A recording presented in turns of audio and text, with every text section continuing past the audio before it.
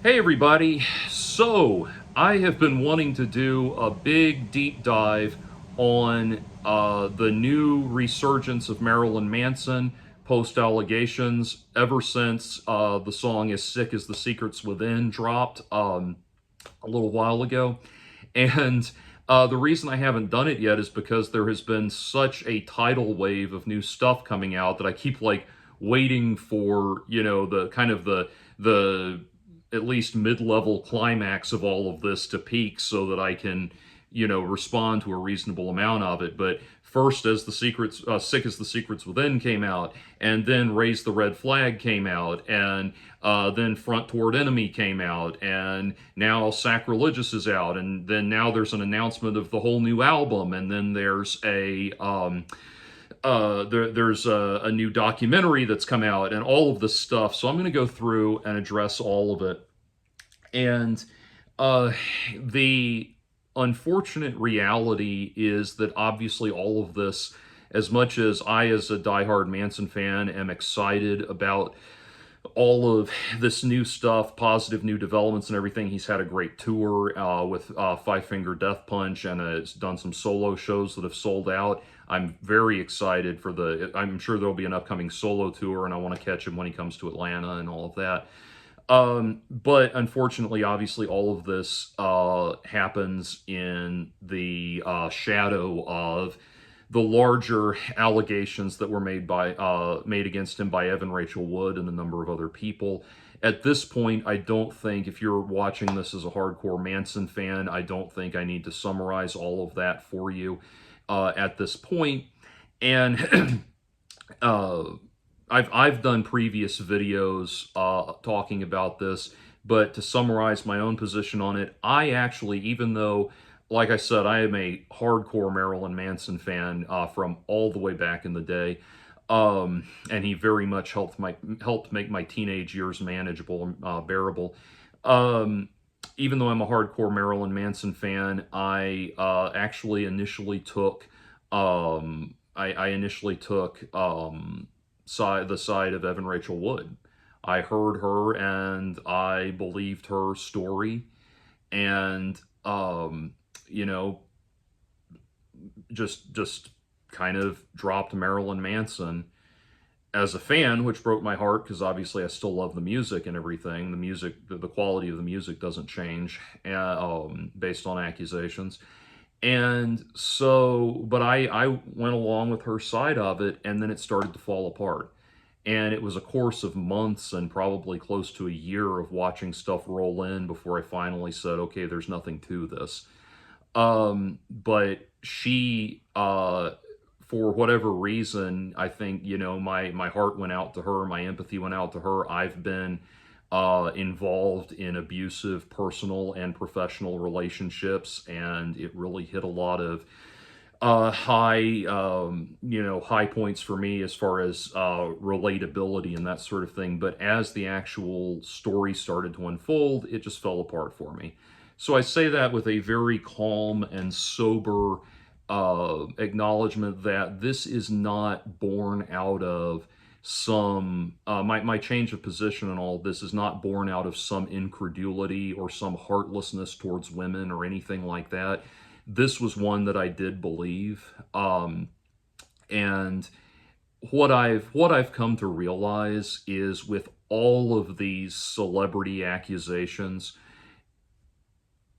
it is always, it is always good that our heart wants to go towards the plaintiff, wants to empathize with people, wants to help people find justice. That is right, and that is a good human impulse. But we have got to understand, my God, that there are people out there that will try to take advantage of that. And it's weird to me because for some reason, around when it comes to matters of sexual assault of women, and well, sexual assault in general, I should say, when it comes to matters of sexual assault, that's the only crime where, if you say that one individual person is not, you don't think one individual person is guilty of that crime, of those accusations, then people start accusing you of being in favor of that crime, being an apologist for that crime. That doesn't work in any other context, like, or that in the context of any other crime. Like, if I say, for example, that I think Amanda Knox is innocent of the crime of murder of which she was accused, and I do think that, no one's going to turn around and accuse me of being pro murder or a murder apologist. It's just like, yeah, the evidence didn't add up. They didn't have enough evidence to reach a conviction. And so it's just, sorry, they should say there was, in her case, there was enough evidence in her favor that her conviction was overturned eventually. But like that's just bizarre to me this is the one and only crime where that happens. Like, no one, in no other case do people make this accusation where if you say, well, I don't think this person actually did it, you're immediately accused of wanting this crime to happen, of wanting people to be raped, and of wanting to enable rapists and that sort of thing. And that is so completely strange and bizarre to me. And it's tempting, I know, in our current political divide to want to blame feminism and wokeness and all of that sort of thing. I get that. But I really don't even think that applies, because this kind of mass hysteria around this topic emerges in atmospheres where, that are politically and socially the polar opposite of all of those values. It's kind of like one example of the sort of panic witch hunt sort of thing that emerged around this topic was during the civil rights era, when it was very common for black men to be erroneously accused of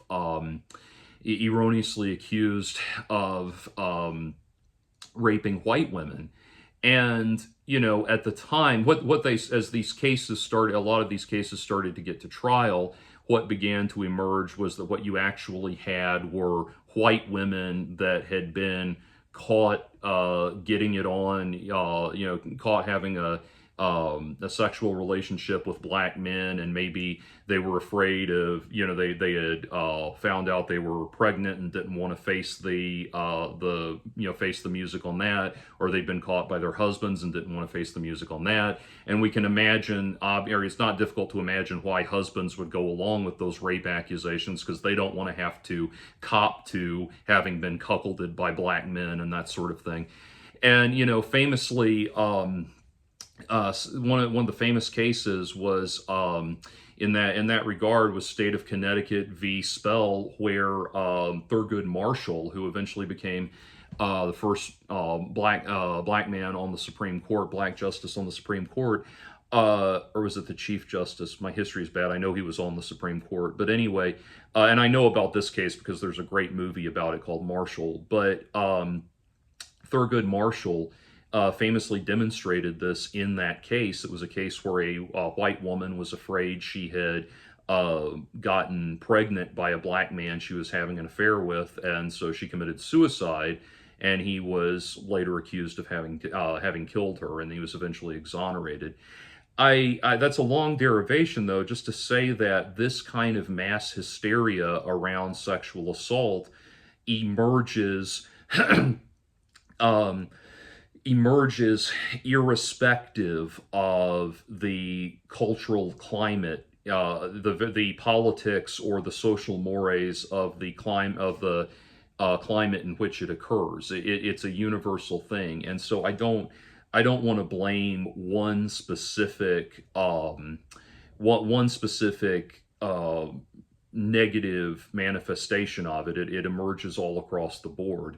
I mean, if you go all the way back to the stories of the Old Testament, and one of the defining moments in the story of Joseph is a bogus rape accusation. So, and the man who would rather, the husband who would rather throw Joseph in jail than admit to himself and others that his wife cheated, and things like that.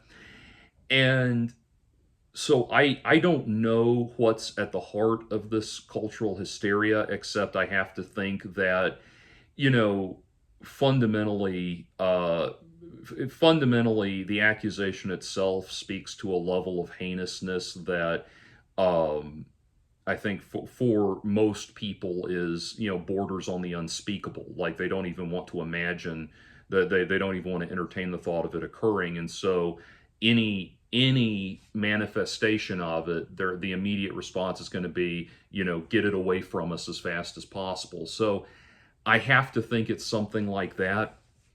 Uh, but anyway, I don't know I don't know what's at the heart of that, except to say that if we need to start having a productive talk as a society around the fact that uh, people's appreciation of somebody is multifaceted, that they can, and as people have pointed out, there are still outstanding accusations against Manson for which he could face penalties. If he is found guilty of something, I have no problem with him being punished for something he's legitimately guilty of.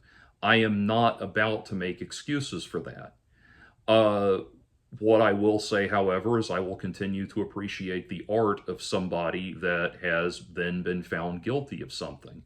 This world is too difficult and too full of pain to deny ourselves things that uplift us and give us joy, just as like a token display of sacrifice to other people's social demands and that kind of thing. But stepping into all of this, we'll have to start then with Marilyn Manson Unmasked, which was the new documentary. It's been on Prime, and I watched it, and it makes a stab at trying to be even-handed, but it really doesn't do it. It like there's a token display of trying to be even-handed, but as far as who's given the spotlight and who's given the most attention, the whole thing I think boils down to about 80% 80% Evan Rachel Wood's side and 20% on Marilyn Manson's side. And it does try to acknowledge certain realities of the case, but there's so much ignored that anybody who's familiar with this case already knows about. One of the things, they never mentioned Ilma Gore. I mean, you think about it, Ilma Gore was all over the Phoenix Rising documentary. But, to borrow a phrase from Jon Stewart when he described J.D. Vance, Ilma Gore really dropped a turd on launch. I mean, it immediately emerged as people started to look into her background and who she was. It immediately emerged that this was a very sleazy grifter type person with a whole long history of pulling shenanigans like this. And so I think I can't, I don't know their actual motives, but Ilma Gore is never mentioned at all in the whole documentary. And if she was, it got past me. But she certainly doesn't have like a sit down interview or anything. And so that was very suspect to me. There was very little attention given to what we now know about Evan Rachel Wood and Ilma Gore falsifying an FBI letter. And again, if you're familiar with this, if you're watching this video, you probably already know all of this. But Evan Rachel Wood and Ilma Gore reached out, elicited support from Marilyn Manson, some of Marilyn Manson's former professional and private associates, women, to come forward and make these claims about him on the grounds that there was an active FBI investigation into him, and they circulated an FBI letter claiming to be from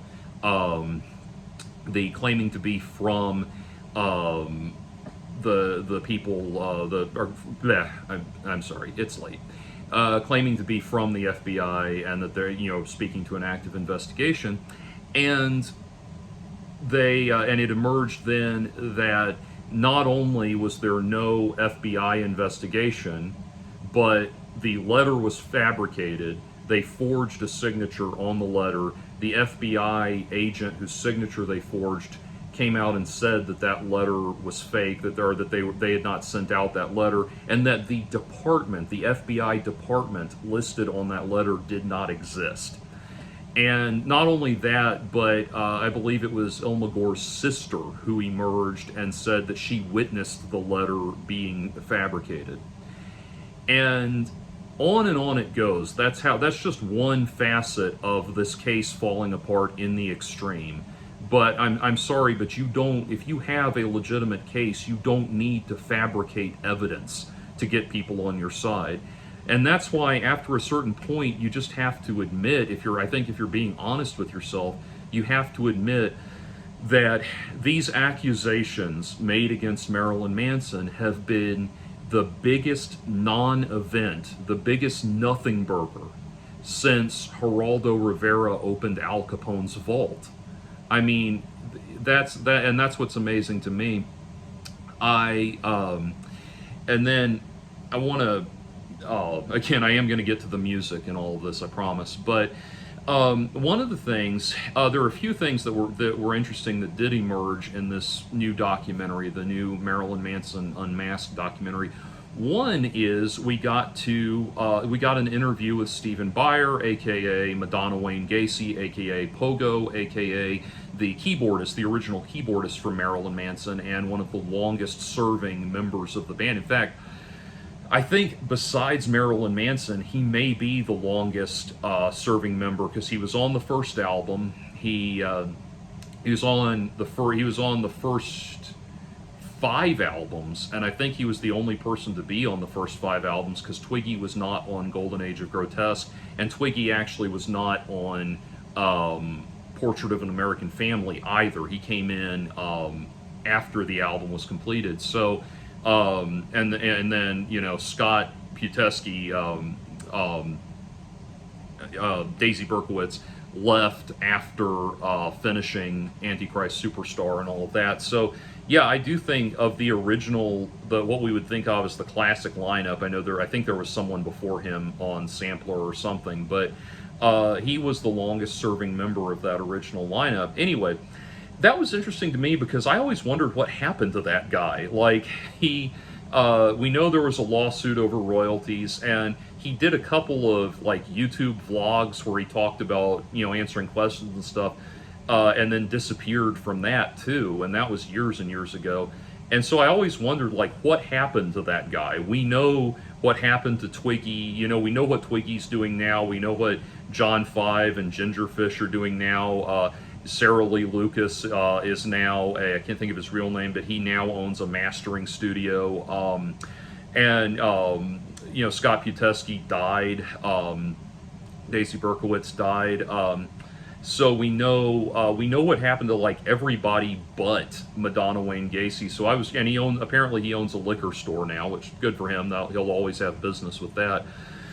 But I thought that was interesting. But the other reason that it was interesting that he was interviewed was that a lot of people pointed to him as a character reference on Marilyn Manson because they had some very bad blood and a very bad falling out. And I remember one person wrote to me when I first started to dispute these allegations.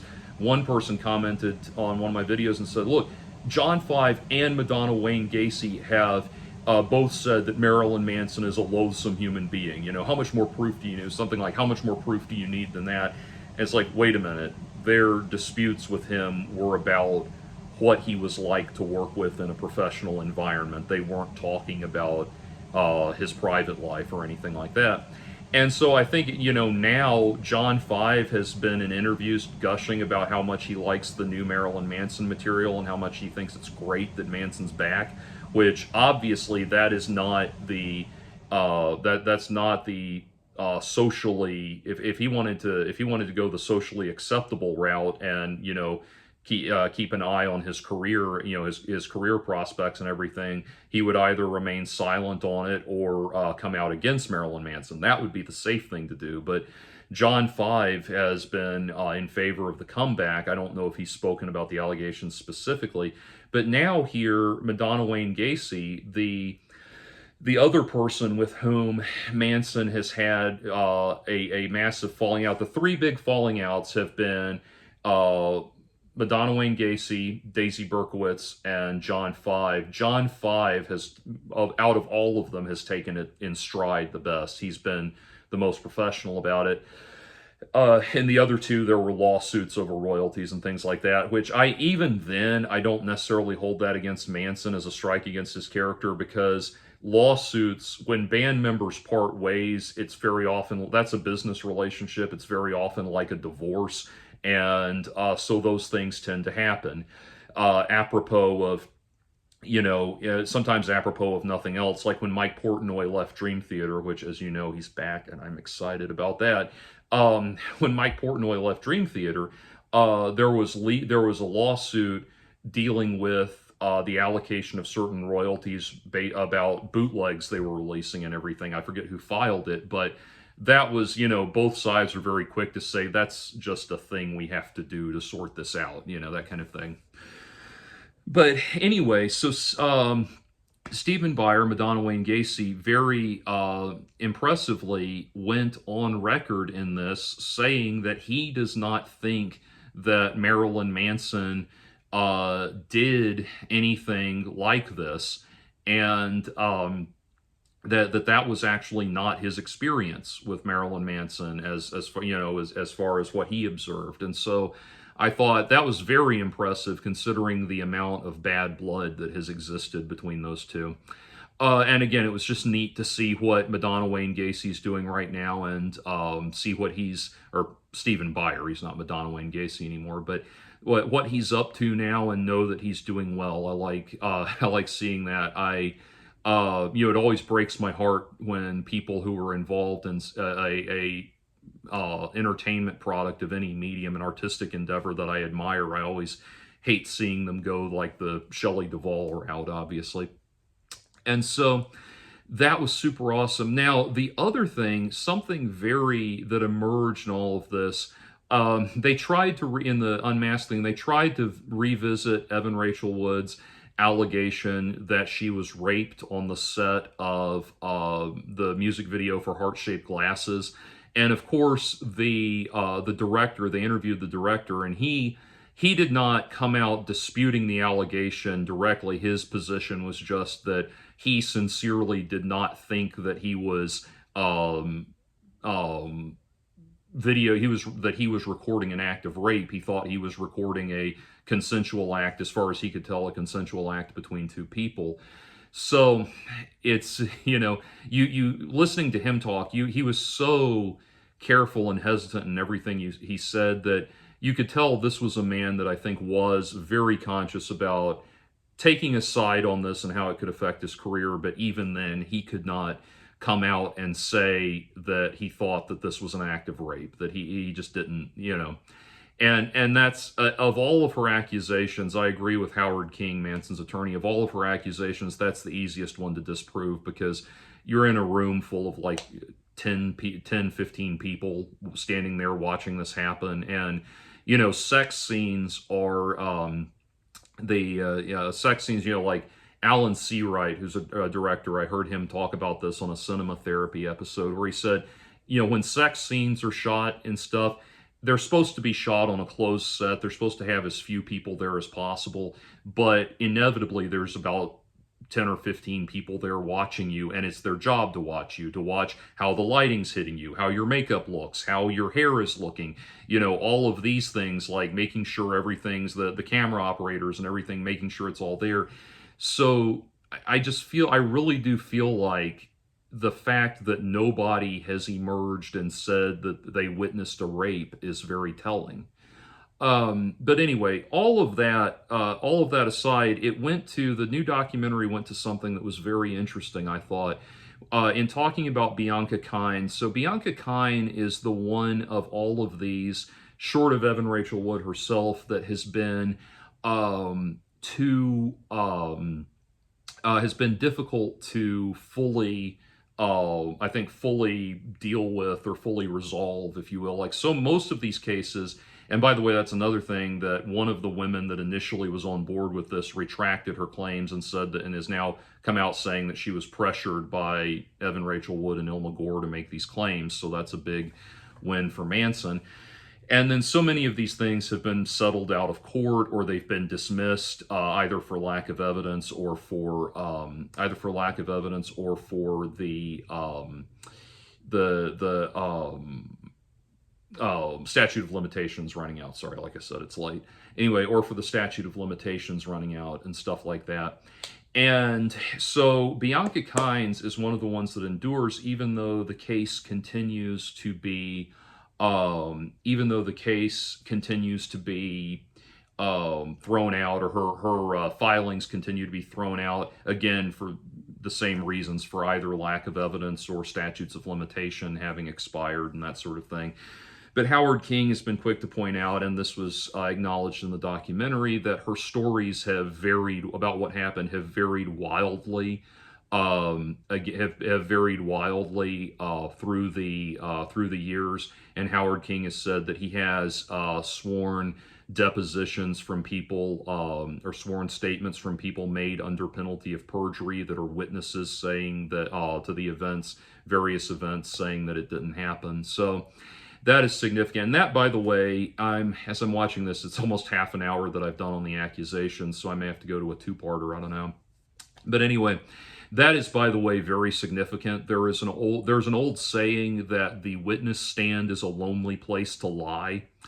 And so when you find yourself actually being sworn in to testify, it's very intimidating to continue a lie, especially knowing that you could face very real jail time for intentionally lying under oath. And lawyers, by the way, are trained to suss out bogus testimonies. We all sat and watched that happen with Johnny Depp's case and everything. But lawyers are trained to debunk bogus testimonies. So the idea that people would, all of these people would just be willing to lie on Manson's behalf for any kind of, whatever reward they might be promised or something, is pretty bogus. It's a very intimidating idea. So the fact that he's got people on the record under penalty of perjury is very significant in this case. But going back to Bianca Kynes, we got a big revelation in her case with regards to this new, regards to why she keeps showing up and why she keeps at it. And it's because one of her attorneys is one of these activist attorneys, and he was instrumental in outing the sex abuse scandal cover-ups that happened in the Roman Catholic Church 2 decades ago, exposing all of that and getting justice in that regard. And so now he wants the music industry to be the next, the next widespread, mass-scale justice effort that he undertakes in that regard. So I think that's very telling. That's very telling that's part of what's motivating this, is he's keeping it going to try. He wants to be a big crusader for justice and everything and all of that. And so that was very interesting and very revealing. But at the end of the day, whatever happens in the court of law, I think we can say at this point, Marilyn Manson has won in the court of public opinion. There is just one thing after another that falls apart in all of these cases. And again, the big thing for me, the big kickover in all of this for me, was the bogus FBI letter. I'm sorry, if you have a legitimate case, you don't have to falsify evidence. Anyway, so that's been the thing, and like I said, it's been the biggest. The actual fallout from this the actual results of these allegations have been the biggest nothing burger since Geraldo Rivera opened Al Capone's vault. So it's just not added up to anything substantial. I could go on in that vein and keep going on in it, but I'd like to get to the music and hopefully keep this at an hour. Anyway, one last thing I did want to say. Colonel Kurtz and a couple of other activist bloggers who have commented on this on this have been were featured in the Marilyn Manson Unmasked documentary, not as guests, not as interviewees. I think it would have been interesting if they had put Colonel Kurtz on there, Kristen on there, but anyway, they were using clips of them from their YouTube videos where they were being very sassy and insulting and sarcastic towards Evan Rachel Wood. And this is one of those things where, you know, this is something I've tried to get across to people in the past. I know it's satisfying to do that. I know it feels good to do that. I get that. But you need to treat this, if you care about helping Manson in this regard, you need to treat this with a certain level of gravitas and not act like that, because this is exactly what they're going to take and run with. And they're going to take those examples of you acting like an asshole and a jackass, and they're going to clip that and run with that to try to make it look like, oh, these people, again, to try to convey that idea of like, oh, these people are just a bunch of heartless asshole internet trolls and that kind of thing. I actually, and I've had, I don't want to get back into this too much, but I've had my misgivings about Colonel Kurtz anyway, even though she and a lot of the people she's interviewed have done a lot of great work putting all of this information together and helping get all, codify this information into something that's easily digestible and get it all out there and help demonstrate Marilyn Manson's innocence. Even though she's done that, I really don't like the way she carries herself, and I really don't like, I've criticized that before, and I criticized that when she came out and she made a kind of lukewarm defense of Keith Raniere, who is absolutely someone that's guilty and should be in prison. But anyway, I criticized this same thing in her, this same hubris in her and everything, when that happened, and she sent me this very snide message, YouTube comment, where she said that she only takes advice from people that are doing more than her in life, not less. And I'm sorry, you don't know me and you don't know what I'm doing with my life, but I'm also not going to make some grand display of everything I've got going on in my life to try to measure dicks with you. God knows I win that one naturally. But anyway, that was a joke, by the way. But the point being, don't do this. As satisfying as it is, don't be a smug, condescending, self-righteous little bastard in your videos. I know it's satisfying. I know you're infuriated by what's happened here. I get that, but don't do that. Don't overreact like that. I've had it done to me. I say this from experience. I've had that done to me where I thought somebody I didn't like that had done something wrong like this was caught in a corner, and I went over the top and bitched them out on my video and everything, and then that person's defenders took just that clip and ran with that and ignored everything else, all of the legitimate information I was trying to put forth. So again, I've said it before, and I've not watched Colonel Kurtz in a long time, but because of that, but I really do think as good of a job as she's done getting all this information together, I really do think that she's just in it for her, and she doesn't. I don't feel like she actually gives a shit about the issue itself. If she did, she would carry herself a lot better. Anyway, so all of that's all the unpleasant stuff, and it only took me half an hour to get through. So let's get to the good stuff. Let's get to the music. I was just really, really intrigued by what was coming out. And I want to give you my perspective on it musically. I want to go back to 2017 and to the release of Heaven Upside Down. And was that 2017? Yeah, I believe so. But anyway, Heaven Upside Down. I wanted to go back to that because that was the first time I did not like a Marilyn Manson album. It's like I've had like everybody, the first 5 records are great. Yeah, like most Manson fans will tell you that, and I agree, they're all great. Um, Obviously, Portrait of an American Family showcases a young and immature band still finding its footing, but even that record kicks ass. Antichrist Superstar, unquestionable masterpiece. Mechanical Animals, unquestionable masterpiece. Hollywood, unquestionable masterpiece. Golden Age of Grotesque, unquestionable masterpiece, and this really cool foray into elements of swing jazz and dance hall, European dance hall music, and all of these other styles that come through. There's so much cool stuff on those records. Eat Me, Drink Me, a good album, a foray into indie rock essentially, and indie goth rock kind of stuff. It's really the first Marilyn Manson solo album. Without he fired all of his band except Tim Skold, and they just made that album as a duo.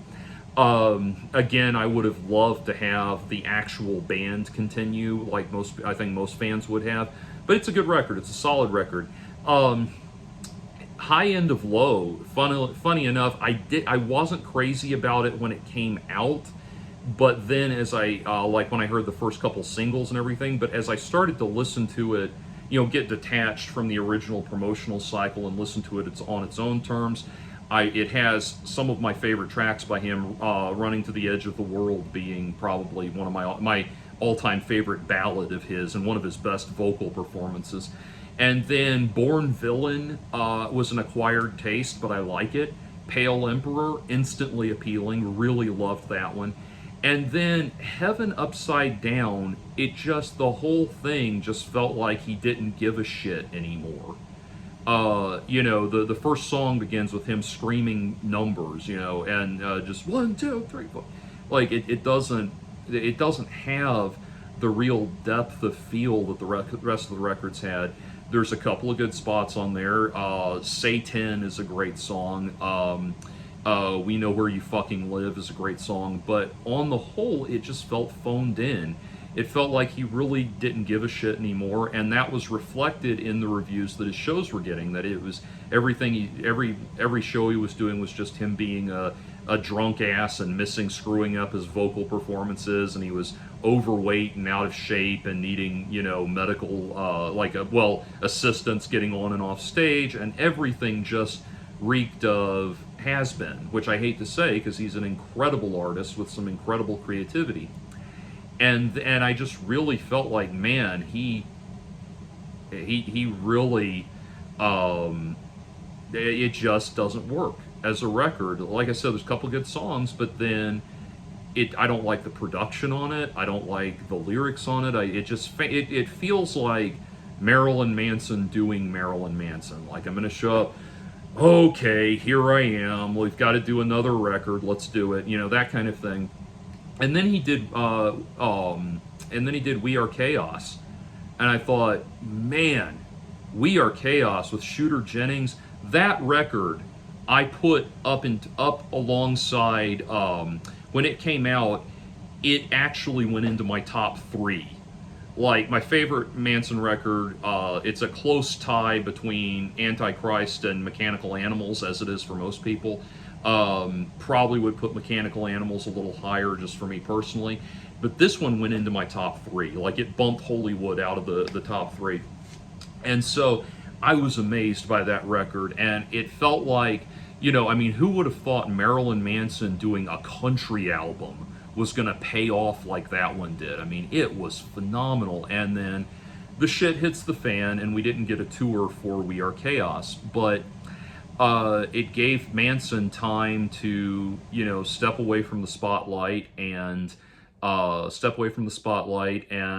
confront his demons and all of that. And I do think, like I said, despite the fact that I think Marilyn Manson, I think the larger accusations against Marilyn Manson are falsified. Like I said, the stuff in the FBI letter and all that. We do know that he was in a dark place during a lot of his relationship with Evan Rachel Wood, which he himself has admitted. And he's admitted to doing things like calling her, he said he called her over 150 times, at one point threatening to kill himself if she wouldn't talk to him, which that is abuse. In the eyes of the law,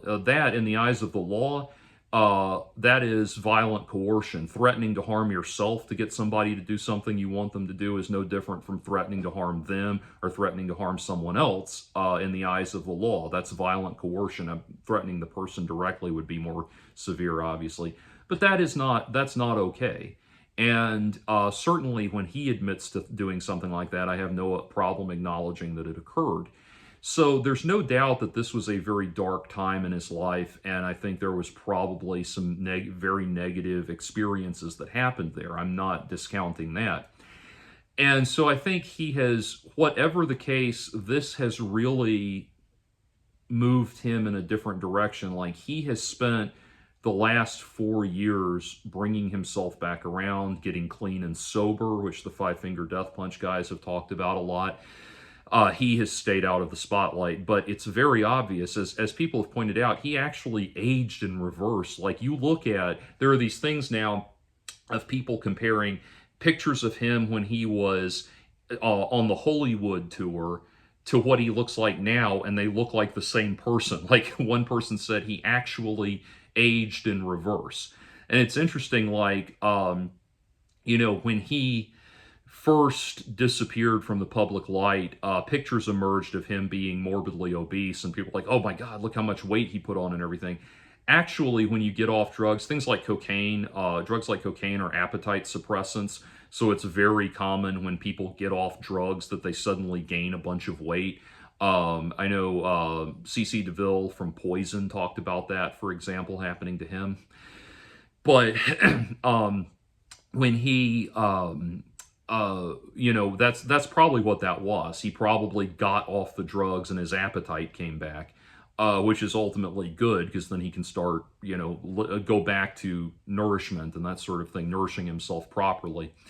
But anyway, so it's very clear that he has done a number of significant things: the weight loss, the commitment to getting himself clean, and the this isn't getting talked about enough, but his voice is sounding fantastic. And you think about all of the screaming that he's done throughout his career, and I love his voice even when he has examples of correct screaming in terms of vocal production and vocal performance. There are times when he screams correctly and I can hear when that's happening, and there's times when he's screaming incorrectly and I can hear when that's happening. And so it's amazing that he's been able to pull his voice around. But on these live recordings, these bootlegs that are coming out and everything, it's very clear that his voice is sounding fantastic. And there are certain things people have said, well, maybe he's lip syncing. I really don't think so, because there are certain things you can look for when a performer is lip syncing, and I'm not seeing that with him. This is sounding really good, and I'm hearing all of the hallmarks of live vocal production, live vocal performance when he sings. So his voice is sounding great. I have loved every one of these. I've watched probably the full show videos of every one of these concerts, both the solo shows and the Five Finger Death Punch shows. And it's been nothing short of amazing. And one of the interesting things was this one fan posted a video of her experience meeting Marilyn Manson at a meet and greet. And she talked about how, like, there was maybe, like 5 or 6 people lined up to meet Five Finger Death Punch, and then Marilyn Manson's line just went, out the door and around the block of people just lining up to meet him. And it's very clear that if Evan Rachel Wood was trying to tank Marilyn Manson's career, it's had the opposite effect. There has been a resurgence of interest in him. And, someday, maybe, just maybe, people will learn that if you demonize somebody enough, it's always going to put a very appealing aura around them. And Marilyn Manson is somebody who, throughout his career, has thrived on being demonized that way. So while I hate that, I have no problem with his notoriety and infamy coming from the fact that he pissed off the religious right and is just being, blasphemous by their standards and everything. I have no problem with that. That's just them being outraged. I don't like, obviously, that I don't. I would not put it this way. I would never tell somebody to market themselves on having been accused of rape. Like that's not something you want to intentionally try to promote yourself on. It's like rappers are, it's so common for gangster rappers to promote themselves on their criminal background, but it's things like shootings and violent crime they were involved in, not, even they know not to go into not to try to promote themselves as being badass on the basis of rape accusations. So obviously, I would never tell someone to try to promote themselves as being cool for having done this, but it's very obvious, for being accused of having done these things. But it's very obvious that her attempt to win the court of public opinion has completely failed, and it's completely gone in favor of Marilyn Manson. And again, I will reiterate that if he is actually guilty of anything up to and including the things she's accusing him of, he needs to go to jail or be appropriately punished, whatever the judge decides that is. I'm not negating that at all. But anyway, as far as just the court of public opinion, he's won. So now that he's back, let's talk about the actual music. And as sick as the secrets within, when I heard this song, first of all, I immediately knew that it was about rehab. It was talking about confronting your demons, and he says there's just one trick to get back in your skin. You're only as sick as the secrets within. The lyrics there talking about confronting your inner demons to reclaim control of yourself, which is what that song's about, made me think of another song about rehab, which is This Dying Soul by Dream Theater, which is part of what I call, if you're a Dream Theater fan, you're aware of what I call Mike's rehab epic, which was Mike Portnoy's multi-song, multi-album story of going through Alcoholics Anonymous. And so he has a song in that cycle called This Dying Soul, and it has the lyric, "These tormenting ghosts of yesterday will vanish when exposed. You can't hold on to your secrets. They'll only send you back alone." And I know certain lines from that song are paraphrased from the Alcoholics Anonymous manual. So there may be, I think there's a, like where they're saying searching fearless. That's a reference to making a searching fearless inventory and all of that. But Manson, that song, when I heard that song just about brought me to tears. One, in light of everything that he has dealt with and overcome in the Evan Rachel Wood situation, in light of all of that, having the personal fortitude to go confront his own real demons and all of that and bring himself back around. I'll tell you this, real narcissistic abusers can't do that. Real narcissists, real sociopaths can't do things like that. They can't commit to things like that. Marilyn Manson's behavior, whatever you think of the legitimacy of the accusations, his behavior in all of this has been exemplary. He has behaved himself very well, and he has been able to shut up and stop talking about it. And having dealt with people who have sociopathic, narcissistic personalities like that, the kind of people who really would be rapists and abusers and stuff like that, they can't shut up about it. They can't control them. Obviously, they can't control themselves. I'm not saying it's impossible. I'm not saying that there couldn't be, massive numbers of handlers surrounding them, keeping them in line. But my God, look at what's happened with Donald Trump. I mean, look at his inability to, his whole campaign now is just him complaining about the accusations against him. He has no ability to hold his head high and stick to business. It's things like that. And so he has behaved in an exemplary way. And when I heard Sick as the Secrets Within, like I said, the theme and the ideas just ripped into me and just about brought me to tears. I had that song on repeat all day when it came out. I was just it's just it's been like a personal anthem to me because, yeah, you're only as sick as the secrets within. Um, and I've thought about that in my own life. Like I've had things that I've never, I've kept quiet that I've never talked about that continue to plague me and bothering me. And I think, yeah, no, you're only as sick as you, as what you keep inside. And the message was amazing. I love it. And Manson is the perfect person to convey it because he's going to convey that message in a way that even when he's trying to be hopeful and uplifting like this, it's still going to have this dark, sinister undercurrent to it. And so you still really do feel like you're in the hell of this person that's trying to get out of their personal pain. From a musical standpoint, I love the melody. It was instantly hypnotic and captivating. Like I said, as much as I love Marilyn Manson, when he's not trying, he has these things, these kind of phone it in things that he always goes back to. Like one of them is this thing where he gets to the end of a vocal phrase and goes, duh, like that interval, and he'll do it. You'll go listen to his stuff. You'll hear it a lot at the end of phrases that he does.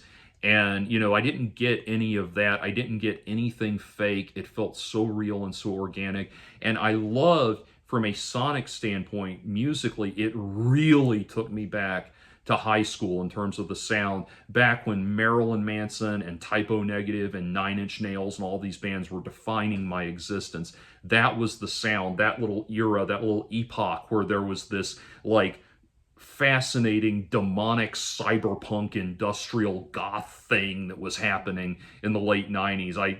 That defined my teenage years, and the sonically it took me back to that. And that's what really struck me was, unlike We Are Chaos, not We Are Chaos, Heaven Upside Down, my least favorite Manson album, this one had a vision. It did not just feel like, okay, time to do another record, so, Daddy's got to go do his day job now. And it didn't have that vibe to it. This had a vision and it had a passion. And that was reflected further on Raise the Red Flag.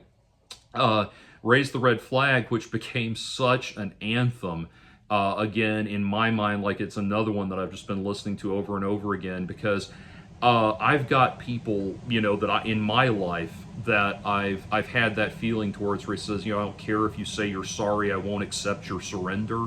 Like, frankly, that's obviously talking about Evan Rachel Wood, and good for him. Good for him, and to get such a passionate song out of it. But again, that song goes back to such like the glory days of industrial goth metal and everything, all that, and really channels Trent Reznor I think in Nine Inch Nails in a very healthy way. And so there's so many little things I liked in that. One of the things I love, this is something you'll see in like a lot of like KMFDM and industrial stuff and everything, is when he hits the melodic chorus, there's a synthesizer line behind him doubling what he's singing. And so it gives it this very like, when he sings "My red flag is your white one soaked in blood," the sound of that, it sounds like some kind of machine making it, because it's doubled that way. They've doubled it with that synth line, and it just sounds like some kind of machine is. It's like Skynet. It's like the Allied master computer is about to tear into you, is about to destroy you. I love it. I love the attention to detail like that. And I really feel like he let Tyler Bates kind of thrive a lot in the arrangements on these things, because there's so much depth and creativity in the arrangements. Whereas, again, Heaven Upside Down just felt like very distorted, uninspired kind of goth punk to me. It didn't really do anything. This, on the other hand, these arrangements and the layering, especially of the keyboards, which, by the way, that's why they need to get a live keyboardist back, because I want to hear that part of the sound as actual musical interplay and not just the strings and the drums playing to a backing track. But anyway, all of these cool arrangement decisions and the way they were very conscious in both of these songs of keeping the music moving forward. Like, even when you have the breakdowns, the little pauses in Sick is the Secret Within, there's those synth lines, the boo-doo-da, boo-ba-ba, that little phrase comes in to keep it going, and then you come back in with the drums. Gil Sharon is sounding great on all this. I've never been a Dillinger Escape Plan fan. I saw them live and did not care for it at all. But he sounds great with this, and he's really just so solid with this. And really, I think, understands like the power in it. It's just really kicking really hard, and it feels really good. So a third single emerged, which was Front Toward Enemy, and I don't think I've heard it. And I say that because there is audio on YouTube. So this came out, this was not a major release, but it was a hidden track on the maxi, the limited edition maxi single for Raise the Red Flag. And people have tried to post it online, and it keeps getting taken down. And there's a track on YouTube that's claiming to be Front Toward Enemy, but I don't think it is, because there have been people putting up guitar tutorials of how to play the guitar part on Front Toward Enemy, and that part's not anywhere in this song that's claiming to be Front Toward Enemy that I can tell. Also, one person described Front Toward Enemy as having a Little Horn type quality. Little Horn is an earlier Manson song, having a similarity to Little Horn, and I don't hear that at all in the song that's been released. It's a very slow, lower mid-tempo kind of song. And Little Horn is like a screaming punk rock anthem. So anyway, but then just today we got the announcement that there's going to be a bona fide album coming out November 22nd called One Assassination Under God, Chapter 1, which I have to think the one assassination thing is under God is, that has to be referring to the character assassination he's gone through, I would have to think. But anyway, Chapter 1 tells me this is probably going to be like Use Your Illusion 1 and 2, where there's or Load and Reload, that kind of thing, where there's it's basically a set of songs that was recorded and then split into 2 records, so they don't have like 20 songs on one album or something. But anyway, so I'm super excited about that, and if that wasn't exciting enough, there's been another song from it that's dropped, and that's Sacrilegious. I listened to that today, and man, it sounded like it just sounded like Marilyn Manson doing his like dark gothic take on a good old-fashioned classic rock song. It's just got driving guitars throughout, and it just feels good, and it has that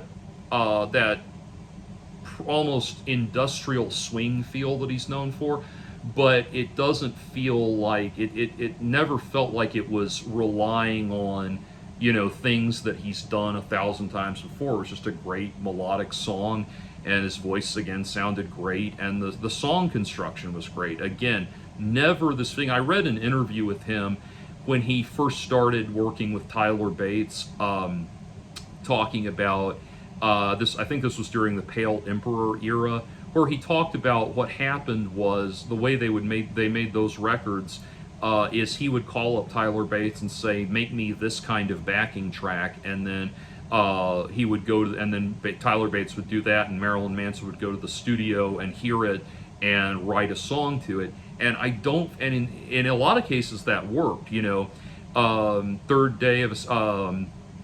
Third Day of a 7-Day Binge, and Mephistopheles of Los Angeles, Deep Six, those were all great songs. But in other places you can really hear it. And like, is it Revelation number 12 that starts Heaven Upside Down? It really felt like it that way to me. This didn't feel like that at all. This felt like every bit of this. What it reminded me of in a way, it's funny because Marilyn Manson has gotten this comparison before and bristles at it, I know. But in a way, it actually kind of reminded me of Def Leppard Hysteria. Not for any of the actual sound of it. They're very different sounding records, but it sounds like with everything they're doing here, like every little bit of this has been precisely planned, and there's not a note out of place. There's nothing phoned in. Every bit of it has been like developed and workshopped, and I'm sure it's been like, I'm sure at some point in the production process someone sat down and said, guys, we have one shot at this. This is we have this window of opportunity, and we have to hit this perfectly. You know, we've got to hit this window perfectly, and we're never going to get this opportunity again. And it just sounds like they've taken advantage of that at every possible turn. Like, I could keep going on with individual little things that fascinated me in these arrangements and that kind of thing, but simply suffice it to say, like, I've just been blown away. I am so excited for this record. And again, as a giant Marilyn Manson fan from way back, the last few records, I loved Born Villain, but it was an acquired taste. Like I said, High End of Low was an acquired taste. Pale Emperor I liked right away, but then Heaven Upside Down I just didn't like at all. And then We Are Chaos really surprised me, and really blew me away. This one I think is going to knock We Are Chaos out of the top three. Like, so far I've heard 3 songs off of a 9-song LP, and I can say 1/3 of this album fucking slams. I have been so completely blown away by this, by the emotional depth of it. He's not just trying to be, ooh, scary Marilyn Manson, that kind of thing. Like, there's real soul behind this, and it feels like it's really him putting his all into it. The vocal performance sounds great. The production sounds great, which is something I had a problem with on Heaven Upside Down. And overall, though, this has just been absolutely fascinating and absolutely stunning to watch unfold, and I cannot wait to see the whole thing come out. So it's been a pretty good fall for me so far. I got Beetlejuice 2, which was great. Going to see Joker 2 next week, which I'm super excited about. Me and a friend are going to do full Joker Harley Quinn paint for that. And then November, I've got a new Marilyn Manson record coming out. So it's weird. It's kind of like the entertainment gods said, well, gosh, what do we need to do to keep Jordan excited about things for a few months? And it just keeps unfolding. So great stuff. I'm very excited, and I'm very interested to see what the future holds in all of this.